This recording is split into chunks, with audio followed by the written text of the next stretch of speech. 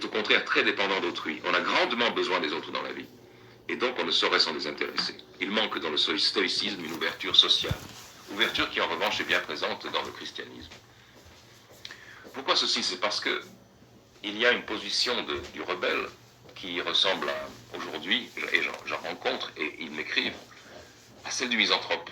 Des gens qui disent l'humanité est de toute façon perdue, je reste dans mon coin, je m'occupe de ma collection de timbres-poste ou de mes classiques que je relis, et tout le reste peut partir à volo, ce n'est plus mon affaire. Ben non, ben c'est une position qui arrange en fait le système, dans la mesure où le système est en train d'essayer de nous atomiser, de faire de nous des atomes, des êtres solitaires, méfiants, qui considèrent toute interaction, pour commencer physique, avec un autre être humain comme une menace, un danger pour eux.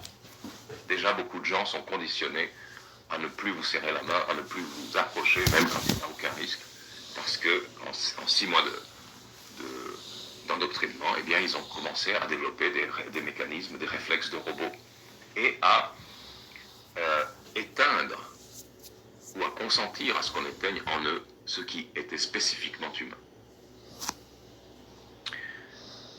Cette mélancolie, ce cynisme, comment dire, cette perte de confiance dans la société, dans l'humain en soi, eh bien ces jours-ci je me suis souvenu que j'ai déjà connu ça.